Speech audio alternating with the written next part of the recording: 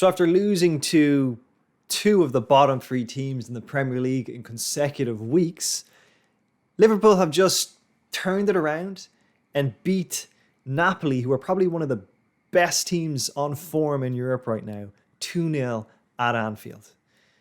I mean, the inconsistency of this team is pretty remarkable. We've had some incredible results this season, beating Bournemouth 9-0, highest win of the season in the Premier League, scoring 7 against Rangers away from home in Europe, beating Man City at Anfield, being the only team to have beaten Man City this season.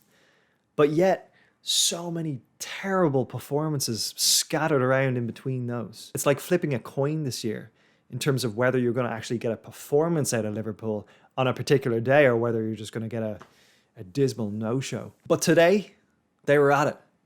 And they beat a very athletic, very aggressive with the press, strong Napoli side who've been on a fantastic run themselves. But the most encouraging thing for me from this game, more than the scoreline, was that we had some key elements that are synonymous with Klopp's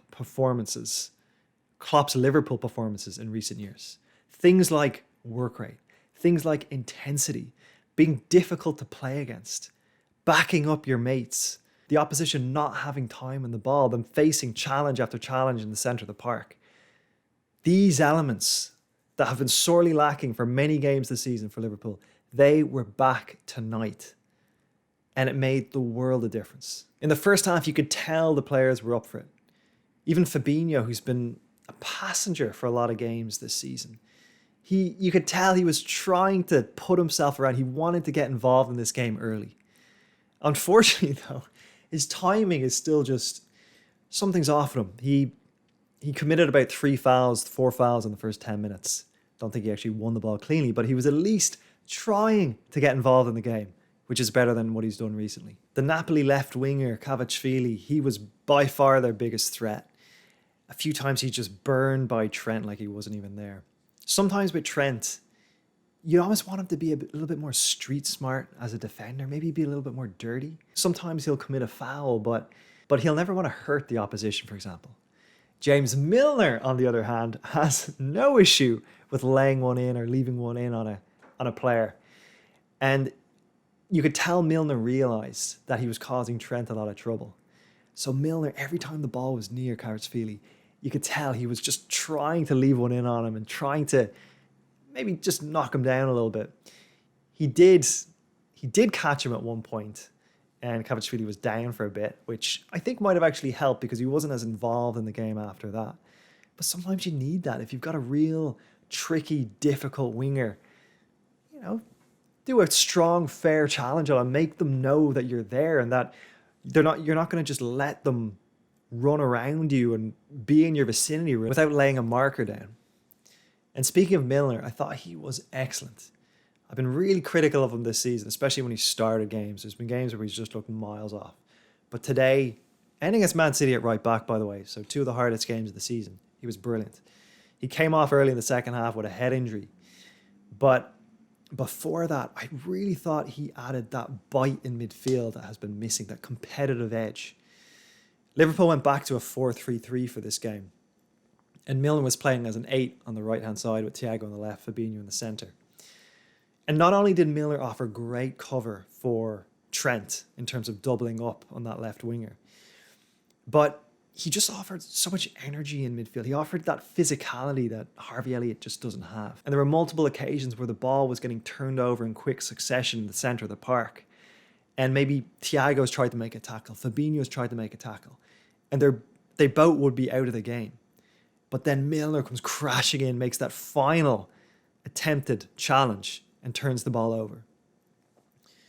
And if he hadn't done that on multiple occasions, Napoli would have had the ball running at our back four. And that's what you're missing when Harvey Elliott plays as an 8 for Liverpool. He just, obviously he's much better on the ball, but off the ball, he just doesn't have that physicality or that defensive know-how that Milner displayed tonight.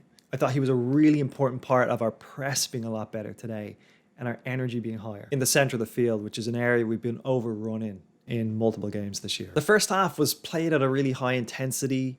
The ball was turning over quite a lot. The quality was lacking.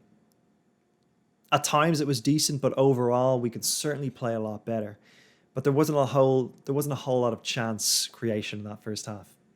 Jones probably had the best opportunity when he tried to chip the keeper with his left foot at a tight angle though, with the keeper rushing out. It was a decent effort in the end. When the second half started though, Napoli actually had the ball in the back of the net first.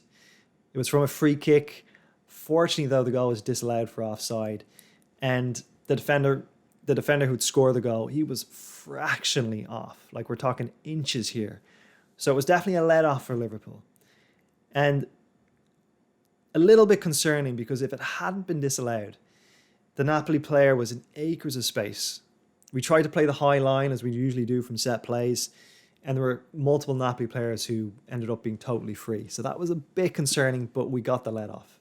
In terms of some individual performances, Firmino played okay.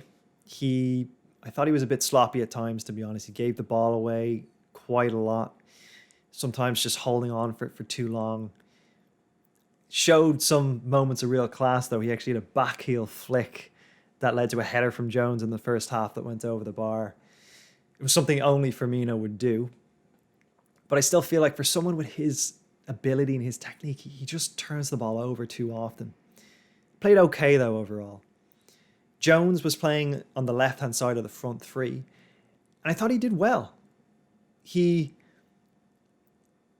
offers so much more physicality than Carvalho, for example, would in that position. His press was good.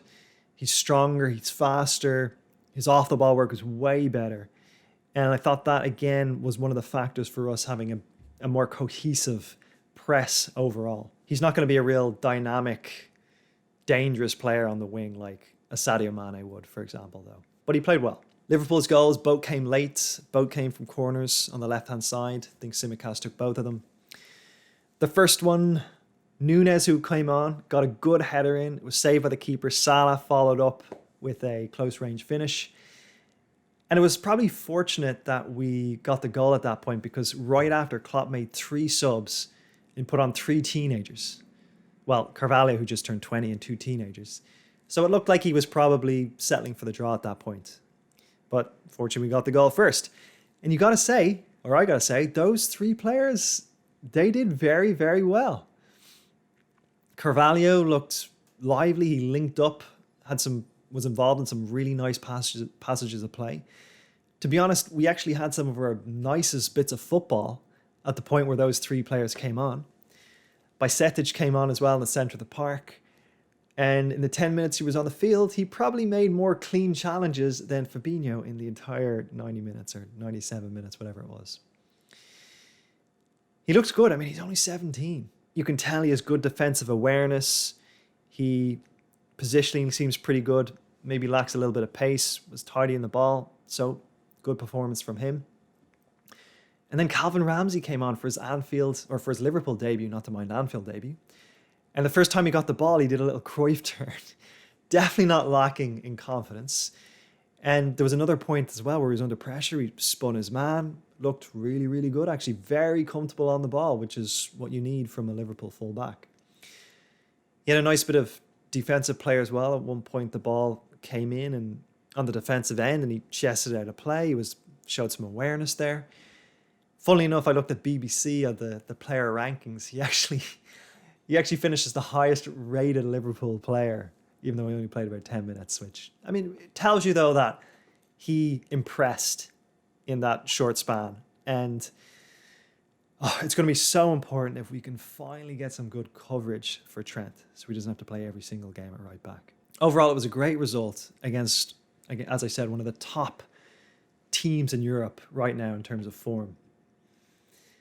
And defensively, we looked way more solid. The expected goals against was only 0.25. Of course, the disallowed goal would be excluded there. But that is very, very encouraging sign, because Napoli have been scoring goals for fun.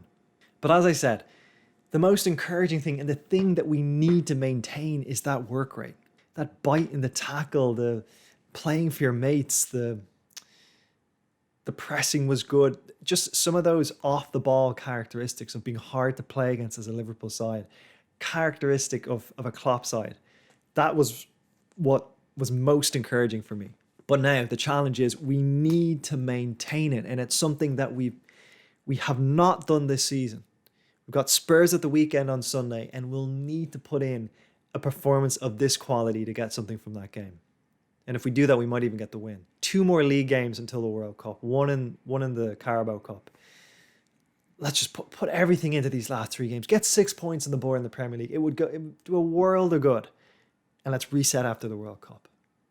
Hopefully, this isn't another false dawn performance. See you in the next video.